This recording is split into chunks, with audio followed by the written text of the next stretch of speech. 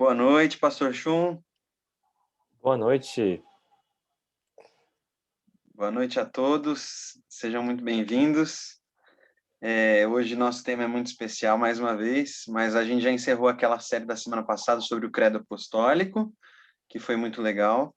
Vimos uma declaração de fé milenar e hoje nós vamos ver uma declaração de fé também, mais antiga ainda, que é conhecida por quem cresceu na igreja, mas às vezes meio ignorada, e a gente precisa olhar com mais carinho para ela, porque ela é muito fundamental para a nossa base ética, que é os 10 mandamentos, mais conhecido como os 10 mandamentos, que alguns já souberam de cor na infância, esqueceram, fizeram algumas pesquisas nos Estados Unidos e a maioria dos cristãos não sabe recitar nem 4 dos 10 mandamentos. Então, é um tema muito importante da gente revisitar, não é, Pastor Chum?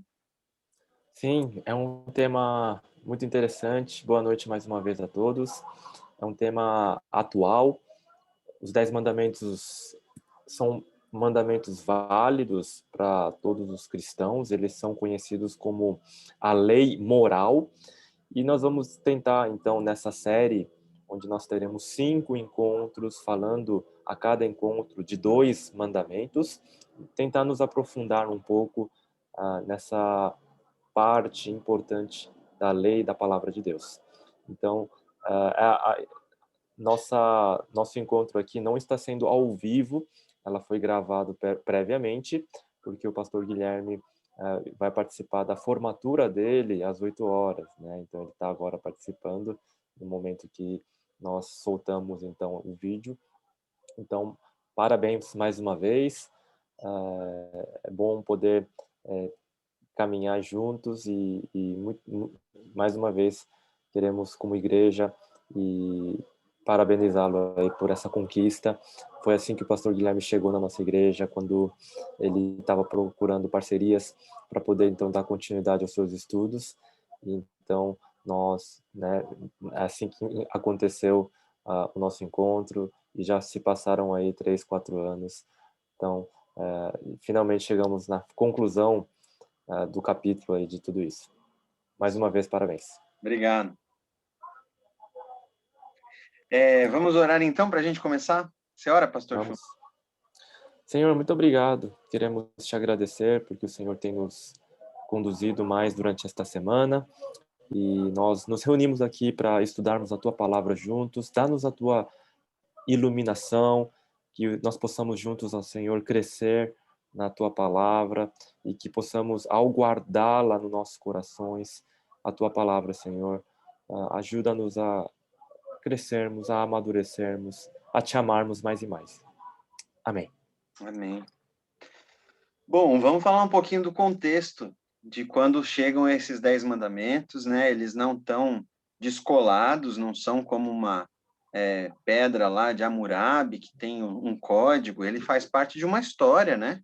Faz parte de um contexto, de uma relação, um relacionamento, e ele é fruto de um processo de Deus libertar um povo que estava sendo escravizado no Egito há alguns séculos, e nesse processo de transformar esse povo, de fazer desse povo um sinal visível da presença de Deus, da lealdade, dos atributos de Deus no meio dos seres humanos, nesse processo é que entram esses 10 mandamentos, que têm um papel privilegiado, diferente dos outros, porque a Bíblia tem o Antigo Testamento tem mais de 600 mandamentos, mas esses 10, eles ocupam um lugar privilegiado, né, Pastor Chum?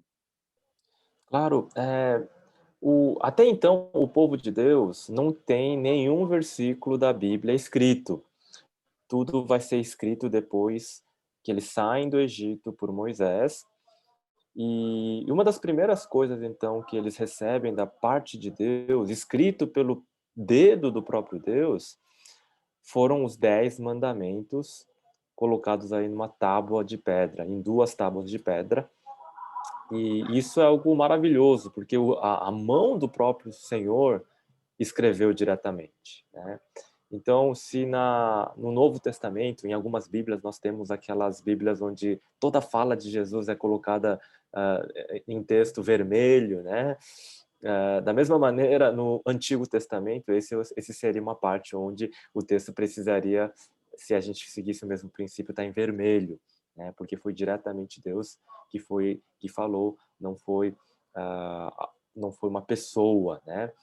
E quando nós temos os 10 mandamentos, nós temos basicamente aí o resumo da lei. O resumo de toda a lei do Antigo Testamento está ali. E não só isso, mas o Antigo Testamento todo, ele é focado na condução de um povo, a história daquele povo de Israel. E os 10 mandamentos, eles são fundamentais como pedra de lançamento, eles são um marco inicial daquele povo como nação. Eles recebem, então, da parte de Deus a legislação, né, a maneira como eles deveriam viver, né? Então, pode ser considerado a primeira Constituição, pode ser considerado as palavras da aliança, né, que é o trato, é o acordo quando Deus faz com o seu povo. Então, os 10 mandamentos, eles são riquíssimos, e quando a gente entra, então, nessa nova série, nosso propósito é realmente tentar, de alguma maneira, nos aproximarmos de tanta riqueza e, de alguma maneira, sermos abençoados na medida que aprendemos um pouco mais. Eu acho legal a gente pensar, enquanto brasileiro, né? Porque no Brasil você sabe que lei pode pegar ou não pegar. Tem essa relação flexível com a lei, né? Eu acho importante a gente refletir um pouquinho sobre essa história de lei. A gente pode pensar numa lei como um preciosismo de um governante, ou de uma frescura de alguém que pode formar regras, fazer regras. Se a gente pensar numa instituição muito burocrática e tem as suas regras lá, pode ter regra que você fala assim, que absurdo, para que tem isso, né? Agora, a gente também pode pensar na lei da gravidade, que a lei da gravidade é uma percepção sobre a realidade. A hora que os cientistas, Newton, né, e todo mundo que foi perceber, não, existe um padrão nas coisas. Galileu, quando foi olhar, tem um padrão nessas coisas. Então, a lei, o que a gente chama de lei da gravidade, não é lei coisa nenhuma, é uma constatação de que existe essa força, de que se eu pular do 10º andar, eu serei puxado para baixo. Não é que alguém quis e determinou e tal. Então, tem essas diferentes posições de você interpretar o que é uma lei, e o que os 10 mandamentos nos chamam é mais para a lei da gravidade do que para uma lei de trânsito. A lei de trânsito também, tem coisas na lei de trânsito que é uma simples constatação do governante de que, olha, se você andar numa rua de 40 por hora a 160, a probabilidade de você causar dano a si mesmo e aos outros é grande. Então, ande a 40, até 40, né? Então, esse tipo de lei, que não é uma frescura, é sinal de que, assim, para a preservação da vida, para a qualidade da relação entre os homens, é importante que isso seja seguido, seja observado. Então, é mais nesse sentido que entram os 10 mandamentos. Deus criou este universo e ele faz essa descrição em forma de negativas. Não vai fazer, não vai fazer, não vai fazer, vai fazer. Ele faz isso de forma a nos descrever como é que esse universo funciona, porque a gente não se dá conta, mas esse universo é moral, a história é moral, as coisas são morais, não são só materiais, não tem só explicações físicas sobre elas, tem implicações morais sobre as nossas decisões e as nossas relações. Então é bom a gente lembrar disso, porque é nesse sentido que Deus vai falar como um pai que vai instruir, filho, não vai fazer isso, não vai fazer aquilo, não vai fazer não sei o quê, porque isso aos poucos vai sendo internalizado e a criança vai entendendo quais são os limites da sua segurança e da sua saúde, né? Sim, é uma maneira de a gente ver para os 10 mandamentos como lei, né? Mas outra maneira de a gente olhar para os 10 mandamentos é como palavras da aliança, e aí você tem uma maneira de entender, por exemplo, um acordo, um pacto que por exemplo, o casamento, né? Quando o casamento ele é celebrado, o casamento, então, ele é consolidado, leis estão operando ali, né? A lei de você não trair, a lei da cumplicidade, a lei do amor, né? Então, você não precisa de leis porque é uma coisa muito natural. Mas, não obstante, existem o que você espera do outro, existem coisas que cada um tem o seu papel dentro de um casamento, dentro de um relacionamento, né?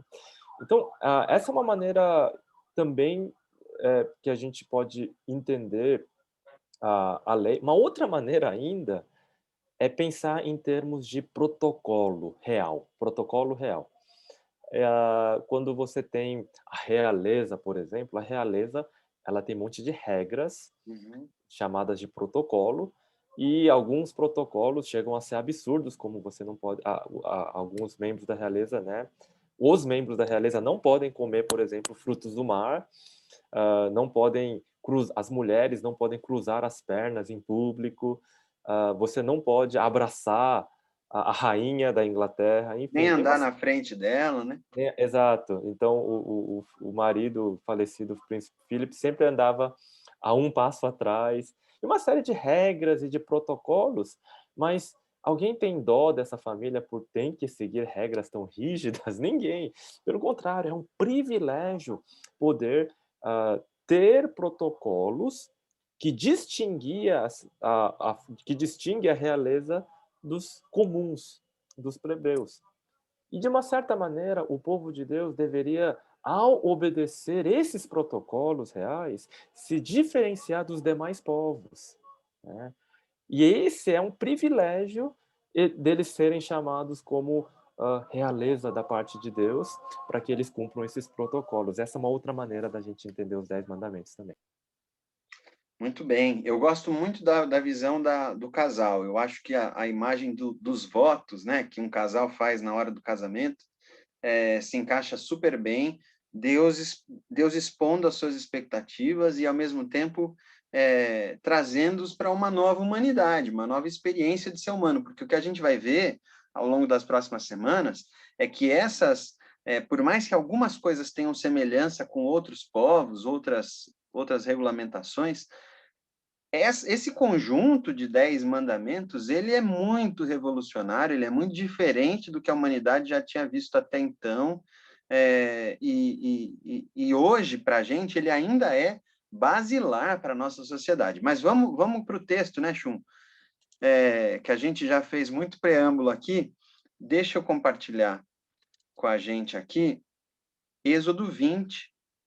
Então, o contexto aqui é que o povo de Deus do Antigo Testamento já está no deserto, e como o pastor Chum falou, é o dedo de Deus que escreve nessas tábuas. Então, nós vamos falar hoje sobre os dois primeiros,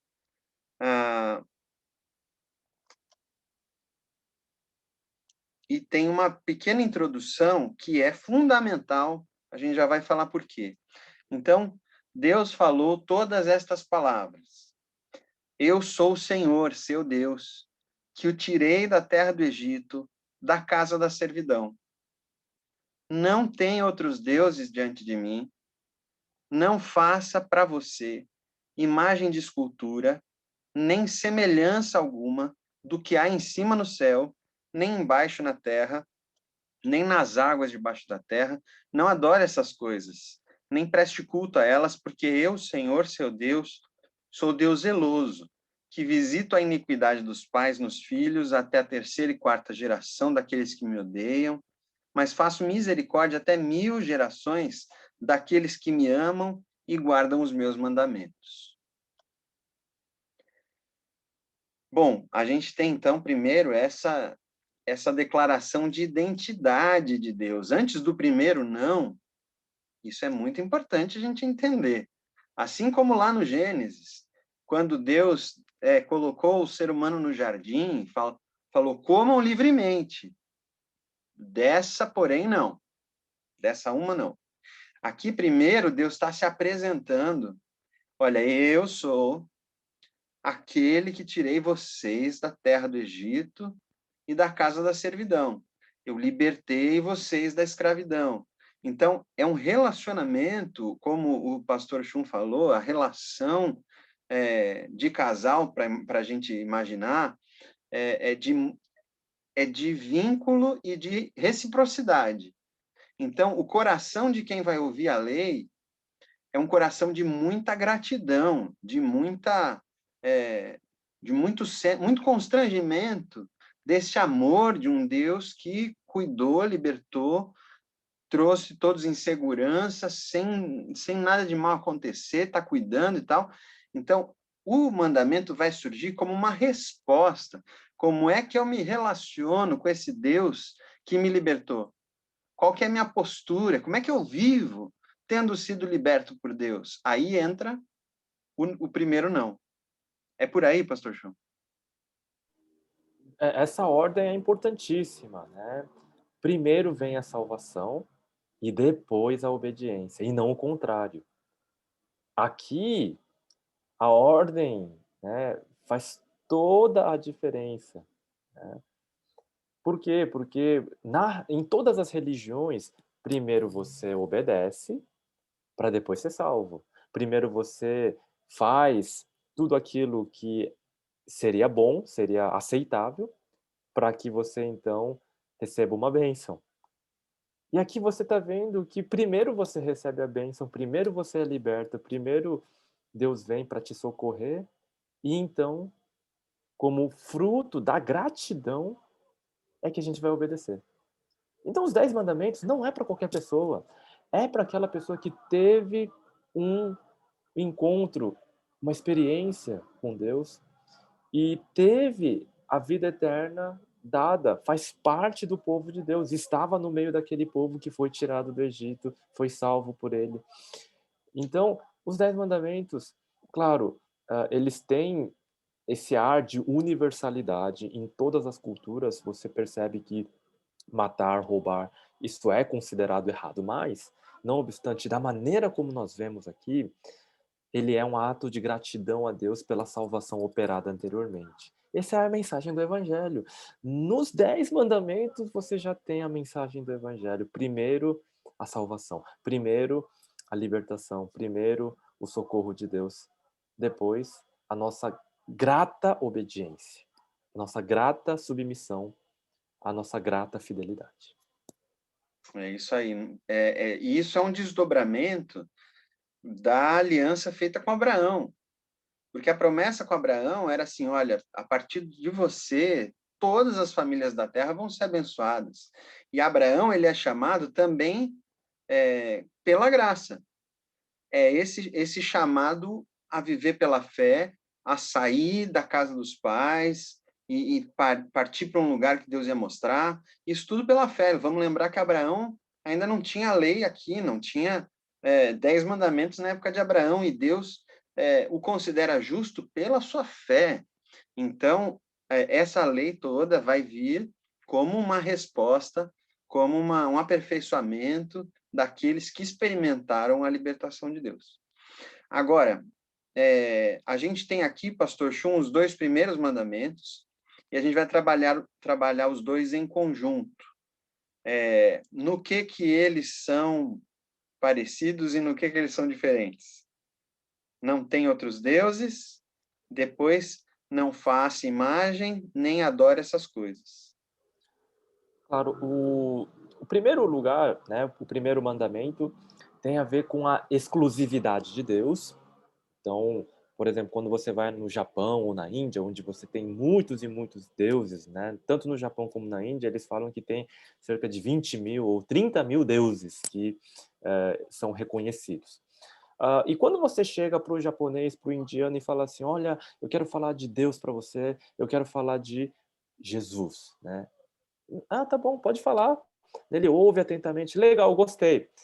Então ele pega esse Jesus e coloca lá, né, na sua prateleira como mais um Deus dentre tantos outros. Ou seja, é aquela ideia de que toda reza, todo santo ajuda. Então, ter mais um ali na prateleira é lucro, né? Não vai ser ruim. Mas quando você fala assim, não, você não está entendendo. É para você abandonar todos os outros 30 mil, 20 mil deuses, 1000 deuses que você serve e ficar só com Jesus. E aí vem a pergunta, aí vem a reação. Opa, aí não. Né? E essa é a questão do primeiro mandamento. Ter um único Deus significa lançar fora todos os outros. Isso no contexto do politeísmo no mundo antigo, lá atrás, quando o povo estava lá no Egito e tinha vários deuses lá, o deus Sol, o deus que é o rio Nilo, o deus que é representado pelo sapo, pelo gato, pelo falcão, pelo cachorro, enfim. Cada divindade tinha a sua característica, e a humanidade, ela sempre foi no início muito mais politeísta, né?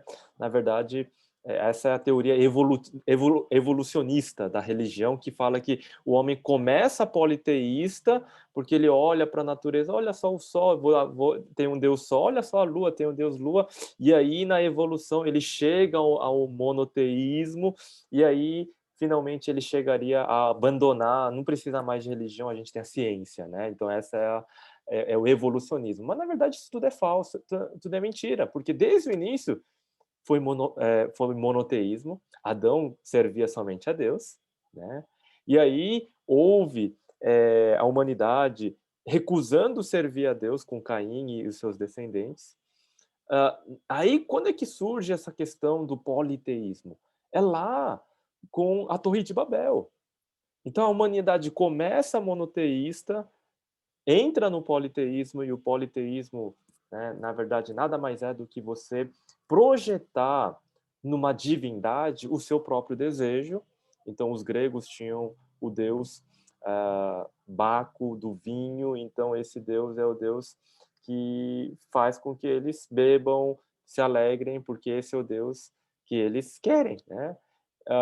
A deusa Afrodite, que é a deusa do amor. Então, quero o amor, então tem um Deus para essa finalidade. Então, para cada Deus, para cada finalidade, né, você tem um Deus ali, uma característica, e Deus quer exclusividade. Né?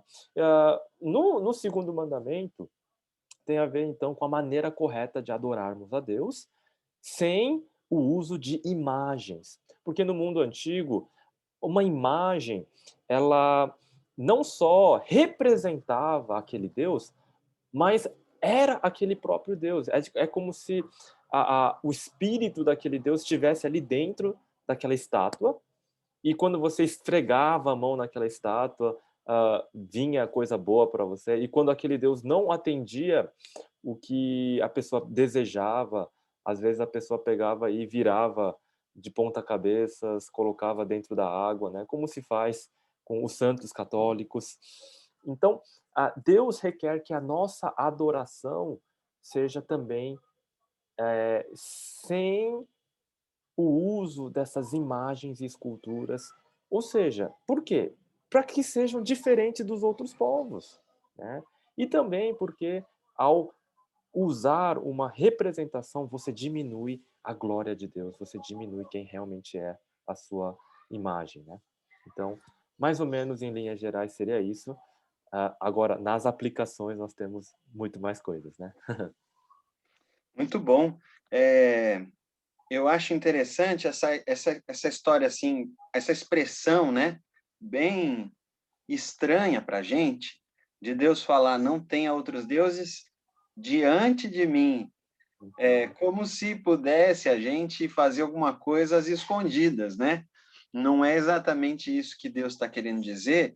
A gente precisa lembrar que o processo de Deus com o povo hebreu é um processo de Deus ir morar com eles e de Deus caminhar com eles. O tabernáculo que a gente vê lá sendo erguido nesse momento histórico é uma tenda, uma casa para Deus. E uma tenda porque todo mundo morava em tenda. Então, Deus estava indo morar numa tenda também para estar com eles.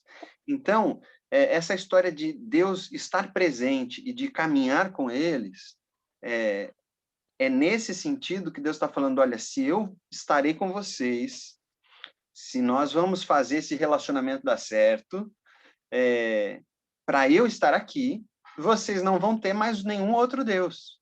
Esse é o diante de mim. Enquanto eu estou aqui com vocês. Se vocês querem que eu esteja com vocês, vocês não terão outros deuses. Então, é nesse sentido. Que é também um pouco do que a gente experimenta quando a gente fala que Jesus Cristo é Emanuel, Deus conosco. Significa que é Deus aqui em mim, Cristo em mim, a esperança da glória. Então, se Cristo está em mim, eu não posso ter outro Deus às escondidas. O fato dele caminhar comigo, dele ter decidido vir morar em mim, dele tabernacular entre nós e em mim, isso significa que a minha vida precisa levar em conta de que ele está presente. Não é um Deus ausente, não é um Deus lá, é um Deus aqui, um Deus em mim, um Deus em você. E isso significa que o meu compasso, a minha bússola moral, precisa ter como norte a vontade dele. Qualquer outro norte é esse desvio, é isso que a gente precisa ponderar, né? Eu acho que uma outra imagem possível também é de um centro, Deus como o centro das coisas, ao redor do qual todo o resto é organizado. Tudo vai ter como referência aquele centro.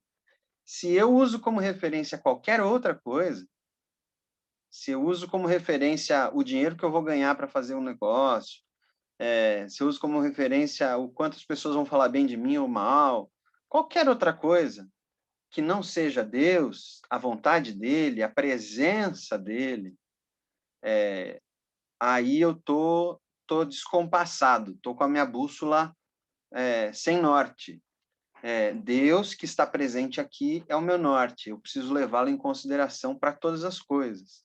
Às vezes parece um pouco pueril, né, inocente. Nossa, mas você pergunta para Deus se você vai almoçar, ou se você vai sair de casa. Olha, precisa estar com o ouvido aberto para isso, precisa estar atento, não precisa perguntar todas as coisas, assim como eu não pergunto todas as coisas para minha esposa.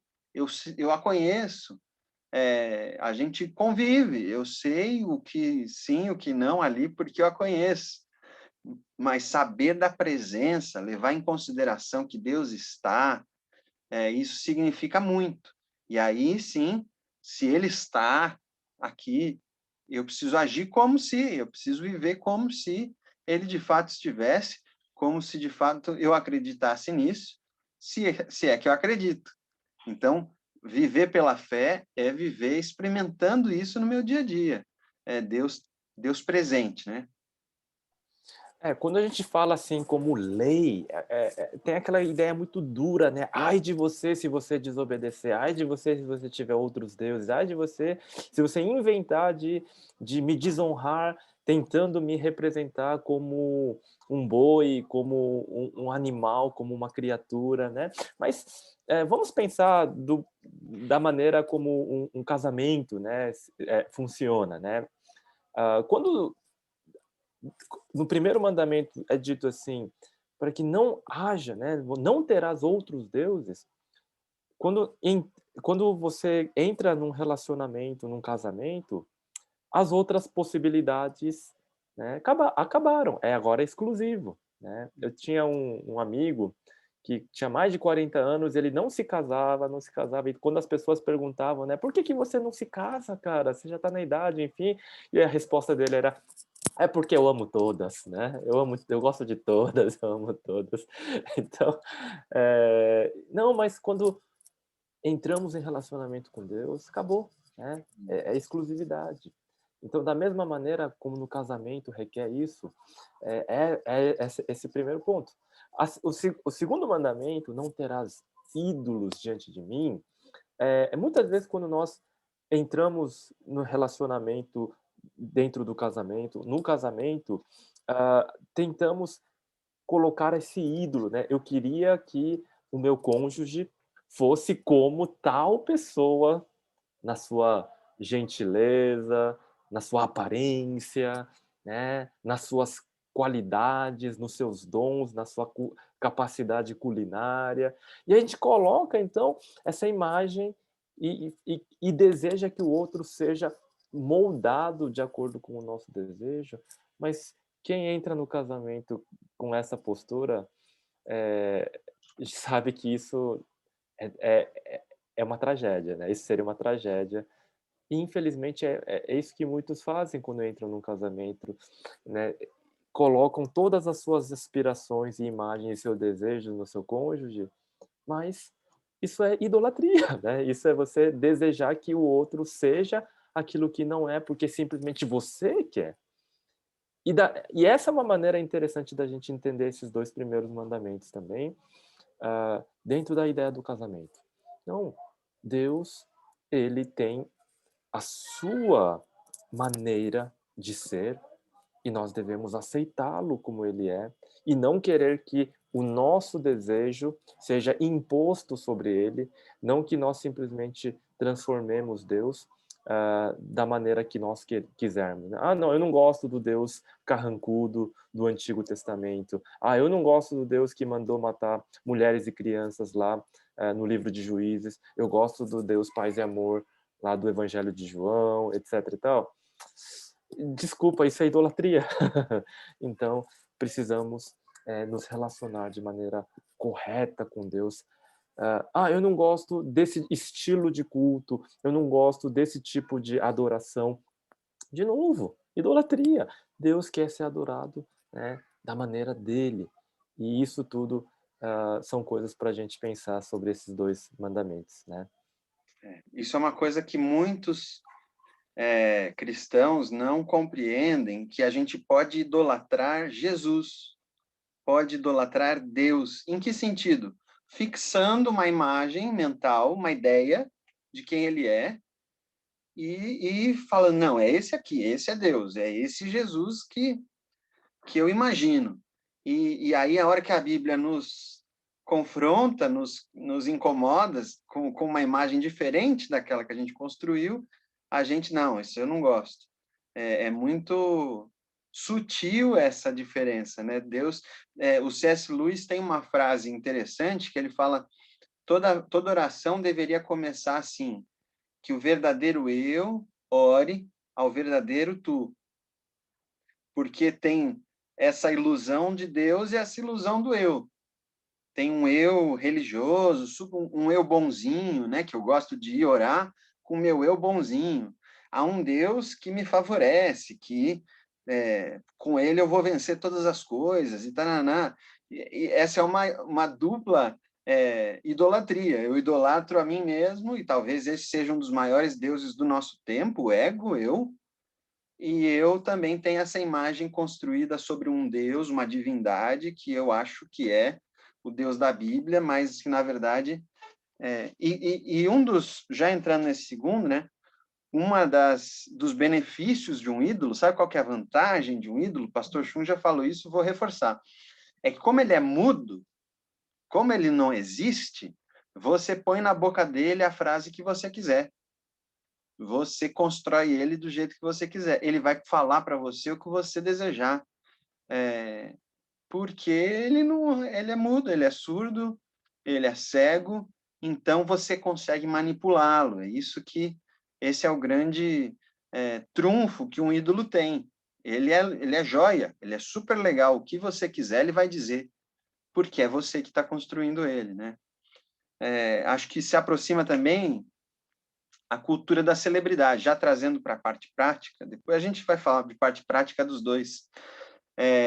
A cultura de celebridade é muito assim, né?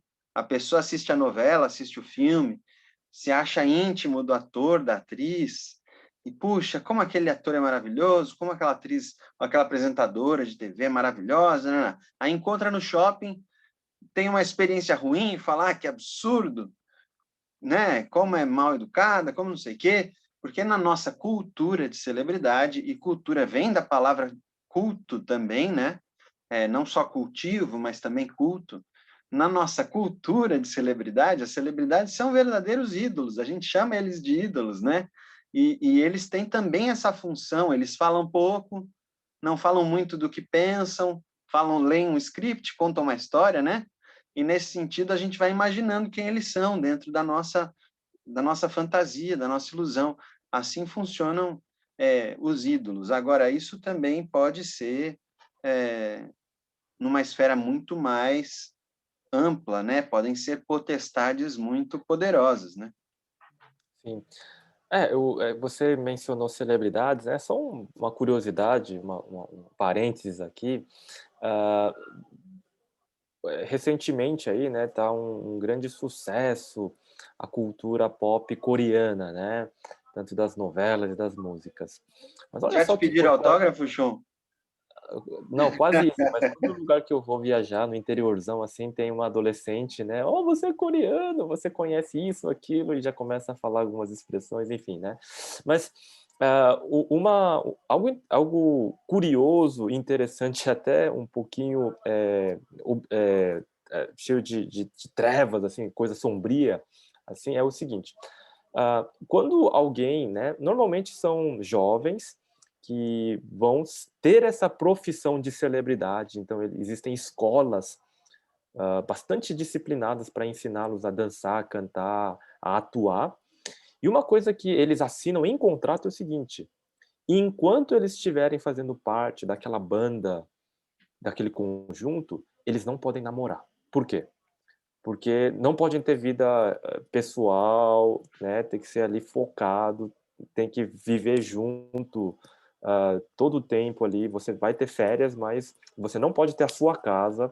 Você tem que viver junto com aquela. Por quê? Porque os, a sua devoção é para com os fãs. Né?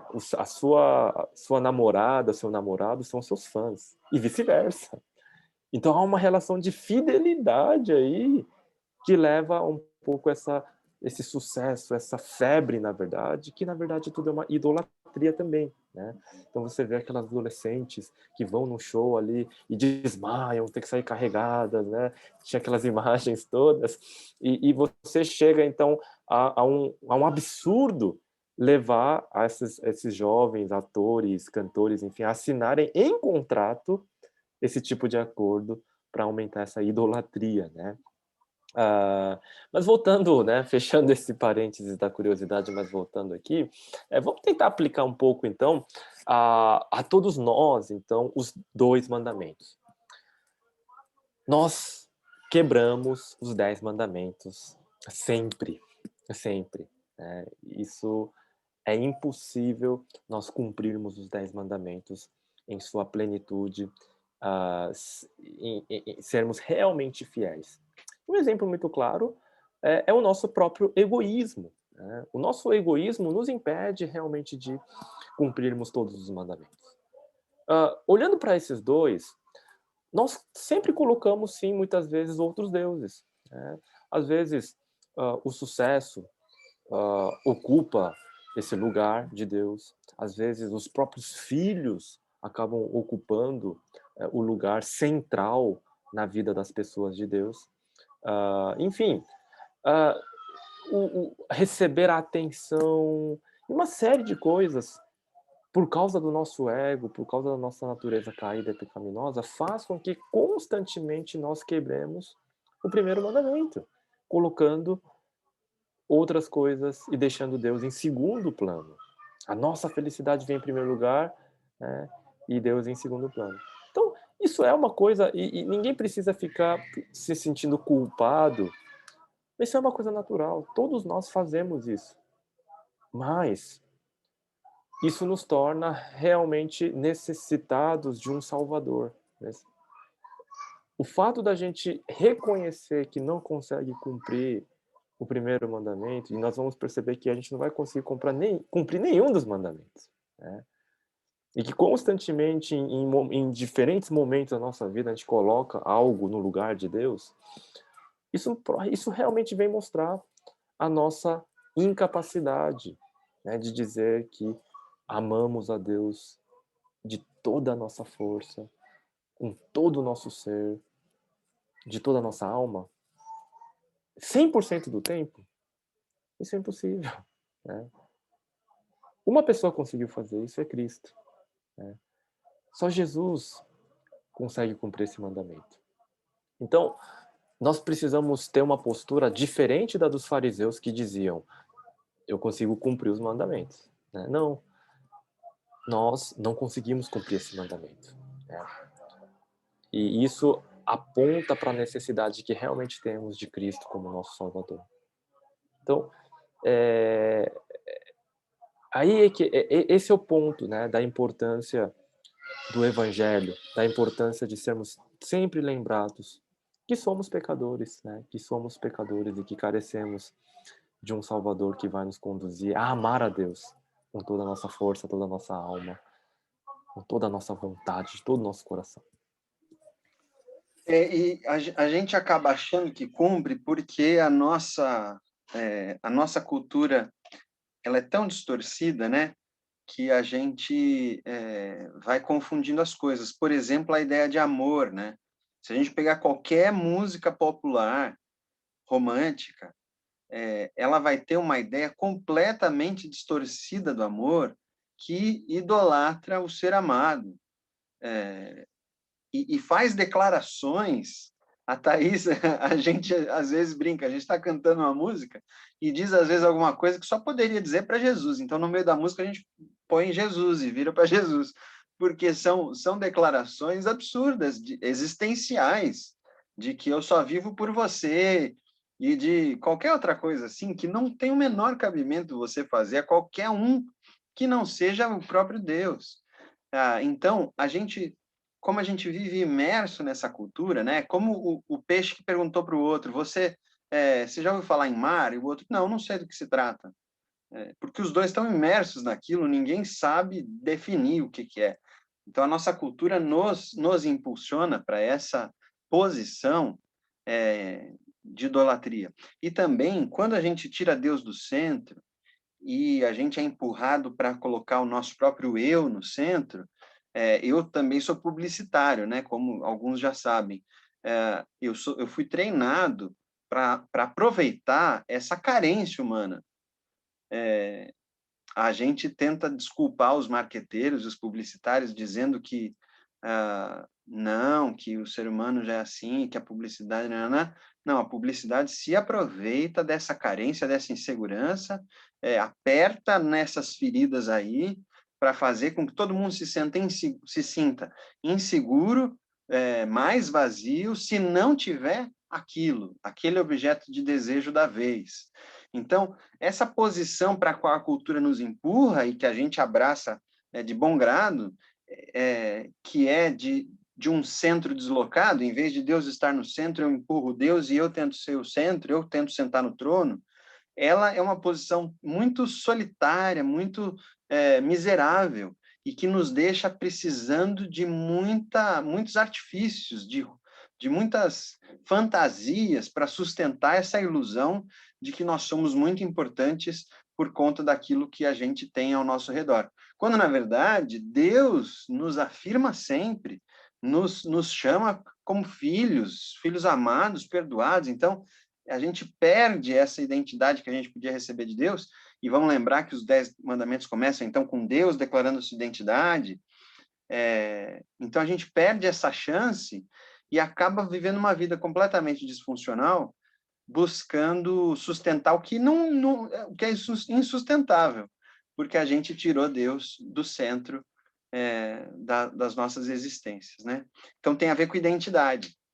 Nós somos chamados a responder com a nossa vida a um Deus que se interessa por nós e que veio nos buscar, veio em nossa direção e veio nos libertar. Então, essa resposta de identidade, porque ele é, como é que eu serei?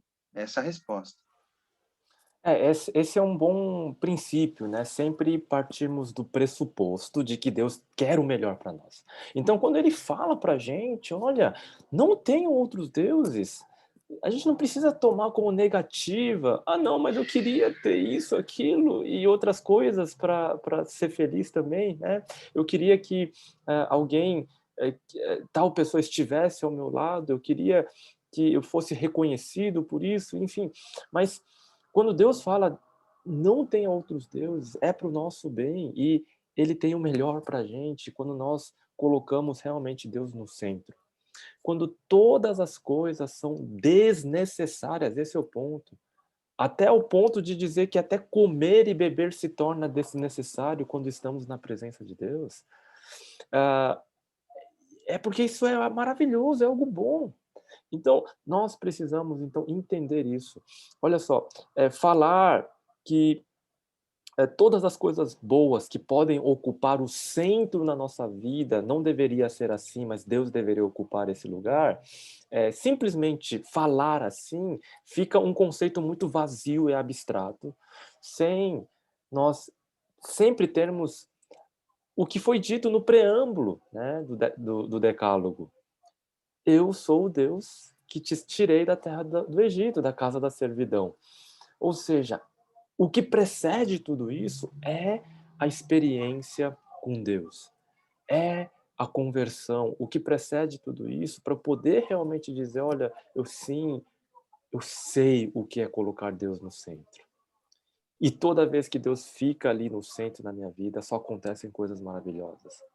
Vem a paz que excede todo entendimento. Toda vez que Deus está ali no centro, as coisas fluem. Mas sempre que eu estou lá no centro, sempre que eu coloco uma outra coisa no lugar de Deus, no centro ali, seja filho, seja carreira, seja glória, seja reconhecimento, qualquer outra coisa, e até coisas boas, não é mesmo?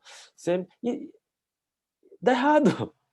O resultado, empiricamente, por experiência, dá errado. Então, se a gente parte desse ponto de vista, desse princípio, Deus sempre tem o melhor. E quando ele fala, não tem outros deuses, deixe Deus, coloque Deus no centro de todas as coisas, porque ele é, né? É aquela coisa de você entender que ele está no centro desse universo, queira a gente ou não, a gente não tem voto, a gente não tem decisão, a gente não tem escolha. Deus já está lá no centro. É um dado. Você não escolhe que agora eu quero desligar a gravidade, eu vou pular e não vai acontecer nada. Não, é um dado, vai estar lá sempre, independentemente da sua vontade.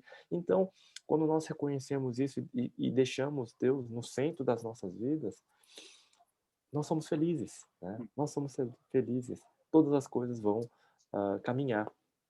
É, a, Pode falar. a gravidade pode ser uma grande aliada nossa, né? Se a gente trabalhar com a gravidade, com a lei da gravidade, a gente põe um prédio em pé. Agora, se a gente for contra ela, se for agir como se ela não existisse, não sobra nada em pé. Então, é um pouco isso. Deus, como o pastor Chum falou, o fato do universo é que Deus é o centro. O fato de eu tentar fazer de qualquer outra coisa o centro é fugir da realidade, ou ir contra a lei da gravidade. Não vai ficar em pé. O que fica em pé é reconhecer a realidade das coisas, né? É. Agora, Sobre idolatria, né? Vamos pensar também sobre idolatria. Idolatria é quando nós colocamos Deus do jeito que a gente quer, né? Então, pintamos Deus de uma maneira. Então, primeira coisa que o povo fez lá, quando eles saíram do Egito, foi querer adorar a Deus. E o que eles fizeram? Olha só, Deus, ele é um Deus poderoso, ele é forte, nos salvou com mão forte dos egípcios. Nada mais justo, nada mais adequado do que representá-lo como um touro. Então, assim, então, eles projetavam a imagem que eles imaginavam que Deus tinha, porque ele era forte. E qual é o animal forte que eles conheciam? Era o touro, e fazem aquele bezerro de ouro. Então, esse é o perigo, realmente, de nós querermos fazer com que Deus se amolde a nossa maneira, ao nosso entendimento, à nossa experiência. Isso também é uma infantilidade sem tamanho, porque a nossa experiência é tão limitada. A nossa perspectiva das coisas. Por mais que a gente tenha vivido 60, 70, 80 anos, ainda assim, mesmo que a gente tenha viajado para 200 países, a gente tenha conhecido tantas coisas e pessoas e tenha lido todas as coisas assim, seja mais sábio que Salomão, né? Isso seria impossível, mas mesmo assim, não tem como tornar Deus na sua soberania, na sua grandeza, na sua infinitude e tentarmos reduzir a nossa experiência para que Deus se amolde à nossa imagem de acordo com o nosso desejo. E por isso que isso é terrível, né? A idolatria é algo que é algo totalmente negativo também. Vamos partir dessa premissa. Deus sabe o que é bom para a gente, Ele não quer. Então, olha só esse texto no Salmo 115, né? Os ídolos das nações são prata e ouro, obra de mãos humanas. Tem boca e não falam, tem olhos e não veem, tem ouvidos e não ouvem, tem nariz e não cheiram, tem mãos e não apalpam, tem pés e não andam, som nenhum lhe sai da garganta. Olha só agora, o versículo 8. Tornam-se semelhantes a eles os que os fazem e todos os que neles confiam. Olha só, tornam-se semelhantes a eles, né? Então, você se torna aquela imagem.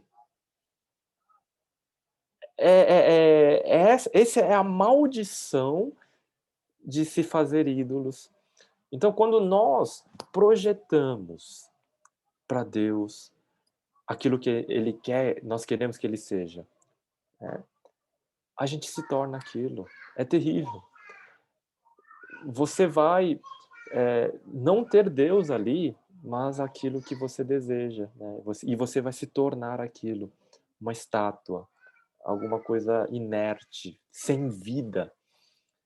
Isso é triste. Não, Deus quer o melhor para a gente. Então, por isso que precisamos conhecer a Deus em novidade, né? Deus tem sempre algo novo para nós. Sempre Deus tem algo novo a nos ensinar, a revelar do seu caráter. E não existe melhor maneira de aprendermos sobre esse Deus de algo novo do que receber um não, né? Sempre que a gente recebe um não, é uma coisa boa porque a gente está aprendendo algo novo sobre Deus, né? Eu acho que, assim, a melhor coisa que Deus pode fazer conosco é frustrar a nossa idolatria. E a gente precisa receber isso de bom grado. Tem muito cristão aí que vive frustrado, irritado, porque Deus não está fazendo as coisas que deveria fazer por ele. Então, a gente precisa deixar Deus nos desiludir, porque quem vive iludido vive sem luz.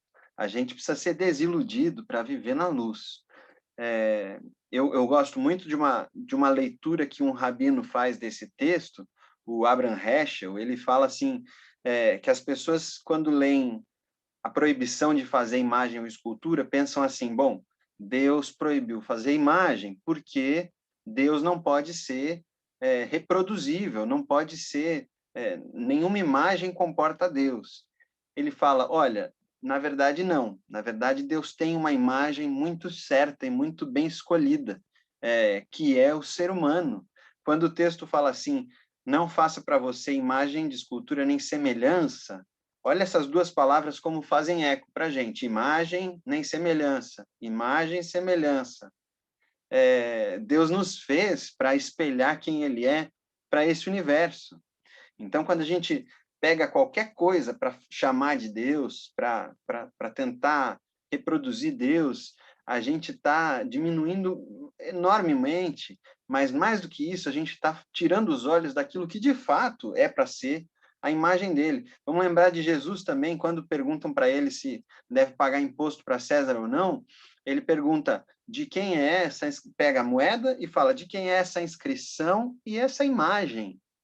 E a pessoa fala de César. Bom, então dê a César o que é de César, mas a Deus o que é de Deus. E o que é de Deus? Qual que é a imagem dele? Então, recuperar a imagem dele é uma das tarefas que a gente tem, e é um dos processos que Deus faz com o povo no deserto, para que o mundo o conheça. Como é que o mundo vai conhecer a Deus? Vendo os seus filhos, observando o seu caráter na igreja, que é esse povo de Deus. Então, o povo de Deus é chamado a refletir essa imagem. Então, eu não posso procurar a imagem de Deus em qualquer lugar, eu preciso ser a imagem de Deus, eu e meus irmãos. Ninguém é a imagem de Deus sozinho. Eu e meus irmãos, nossos vínculos, nossos relacionamentos vão revelando quem Deus é para o mundo conhecer. Uma discussão, sempre que surge esse assunto da idolatria, é a questão se poderíamos fazer desenhos e representações de Jesus, da segunda pessoa da Trindade, já que ele é a imagem perfeita do Pai, né? E aí estaríamos quebrando o segundo mandamento se a gente faz desenhos de Jesus? Eu diria que não, né? Não. Mas isso é uma discussão no meio evangélico sempre recorrente. Mas, por outro lado, eu acho que o mundo ideal seria o seguinte, né? Nas histórias infantis sobre Jesus, nas Bíblias infantis, Jesus aparecer sempre de costas, né? Em vez de tentar, de alguma maneira, representá-lo, né? Às vezes tem um Jesus de olho puxado, o Jesus de pele mais morena, né? No mundo ideal seria isso. Agora, não seria quebrar o segundo mandamento, fazer desenhos de Jesus ali, enfim, né? Mesmo porque todas são aproximações, né? Agora, o que é mais importante, fundamental, em todas essas nossas discussões sobre os 10 mandamentos, em primeiro lugar, é falar que nós temos essa impossibilidade de cumprir todos os mandamentos. Nós quebramos o primeiro mandamento, quando colocamos outras coisas no lugar de Deus como sendo as mais importantes em momentos da nossa vida, e também quando queremos que Deus se amolde à nossa maneira, né? E aí nós acabamos tornando Deus como um gênio da lâmpada que quer apenas alguém que vai realizar os nossos desejos. Isso também acontece conosco, não é verdade? Quantas vezes as nossas orações, muitas vezes, não são feitas orando como Jesus orou. Senhor, não seja feita a minha, mas a tua vontade. Mas a gente acaba batendo o pé. Toda vez que nós ficamos bravos com Deus, o que é isso? É, na verdade, quebrar o segundo mandamento. Quando nós ficamos bravos com Deus, é porque nós fomos frustrados e em vez da maneira correta de se perguntar o Senhor falou um não. Com certeza o Senhor tem algo melhor. Com certeza o Senhor está preparando algo melhor, então eu vou aceitar o seu não. E essa deveria ser a postura. Mas essa é sempre a nossa postura? Não. Ficamos bravos com Deus, ficamos frustrados. Então quebramos o segundo mandamento. Jesus é que cumpre todos esses mandamentos, né? Mas vejam só como os 10 mandamentos nos ajudam, né, a nos enxergarmos, a entendermos também como devemos aproximar-se de Deus da maneira correta também. É isso aí. Eu queria, aproveitando a gente tem mais um tempinho, mostrar uma ilustração de um episódio que acontece lá em 1 Samuel e que eu acho muito significativo, que é quando a Arca da Aliança, que era uma das coisas mais sagradas ali do templo, ela é sequestrada pelos filisteus e ela é colocada no templo do deus Dagon, que era tipo um deus sereia dos filisteus. E aí eles colocam a arca lá, no dia seguinte, a hora que eles chegam, e nesse templo do deus Dagon tinha a estátua desse deus, né, lá imponente. Então, na hora que eles chegam no templo, no dia seguinte, na manhã seguinte, os sacerdotes encontram a estátua do deus Dagon caída, derrubada. Na primeira vez, eles até levantam a estátua, e você imagina que ridículo, que humilhante, um Deus que precisa ser levantado, que precisa ser erguido, porque está caído. No dia seguinte, eles chegam, o Deus está com a cabeça quebrada e as mãos quebradas. Eu acho linda essa imagem de pensar, né? A Arca da Aliança não é a imagem de Deus. Ali era um assento para a glória de Deus, não tem nada a ver. Mas só o fato da presença estar ali já derruba todos os ídolos ao redor. Então, minha oração para todos nós é que os nossos ídolos sejam derrubados pela presença de Deus nas nossas vidas, que eles sejam quebrados, frustrados, humilhados diante da presença desse Deus único que é o centro do universo e precisa ser o centro do nosso ser também. Amém. É quando nós, nas 24 horas do dia, conseguimos colocar Deus no seu devido lugar, mais horas, é que seremos mais felizes. Tem vezes que nós ficamos 23 horas, né, e 49 minutos no centro, né, e vivemos um dia perdido, infeliz. E também quando aceitamos que Deus é como Ele é e não de acordo com a nossa própria criação. É assim que seremos mais felizes. Esse é o propósito, né, desses 2 mandamentos aqui. Deus abençoe a todos, uma boa noite. Deus abençoe o pastor Guilherme. Parabéns mais uma vez pela sua formatura. Obrigado. Vamos orar para encerrar? Vamos. Obrigado, Jesus, por essa libertação, que é experimentar a tua palavra, saber que o Senhor é um Deus bondoso, que nos liberta, nos ama, e nos chama para essa exclusividade, que ao mesmo tempo que ela nos vincula somente a ti, nos liberta de todos os outros. Que possa ser assim no nosso coração de cada um de nós que nos ouve, abençoa as nossas famílias, consola os enlutados, conforta aqueles que estão na frente de batalha e nos dê saúde conforme a tua vontade. É o que nós te pedimos em nome de Jesus. Amém. Amém. Amém. Boa noite a Deus todos. Tchau, abençoe. tchau. Boa noite.